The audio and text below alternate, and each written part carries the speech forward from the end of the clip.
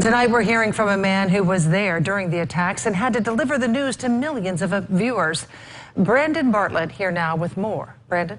Well, Shelley, it's hard enough to live through something as horrible as 9/11, but imagine living through it while trying to remain calm and keeping millions of people up to date on what is happening. That was Bill Ritter's job that day. Well, quite simply, as we begin our 11 o'clock edition of Eyewitness News, the unthinkable happened today. The World Trade Center, both towers, gone, and we are all witnesses to it. Bill is the lead anchor of Eyewitness News on WABC television in New York City. He was at Ground Zero again this morning. I spoke with him by FaceTime about covering such a big story in a world that was suddenly changed.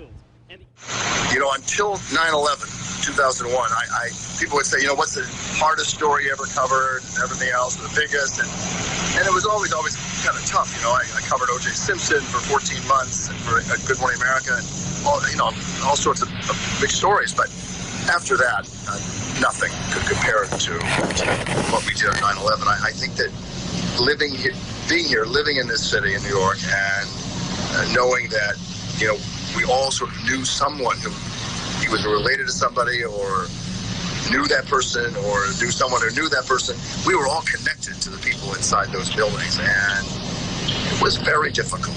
You know, Peter Jennings at the time said, you know, maybe you go home and just hug your kids.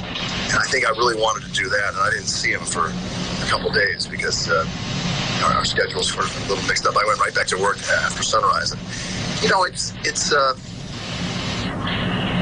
one of those things where you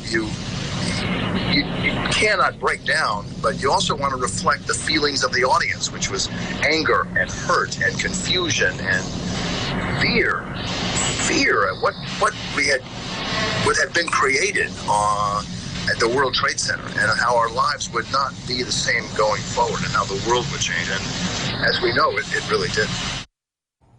And as Bill pointed out, this year is the first year that students graduating from high school were born after 9/11. And Shelley, that's why he tells me it's very important for journalists to keep telling this story. Now, coming up on Eyewitness News at 5, he talks about all of the confusion and how hard it was to get accurate information for his viewers that day. We'll have that at 5. And we know that. We remember that when that happened. And I love what he said, that Peter Jennings said, go home and hug your kids. Absolutely. Because this day really puts that into perspective. Yes. Thank you, Brandon.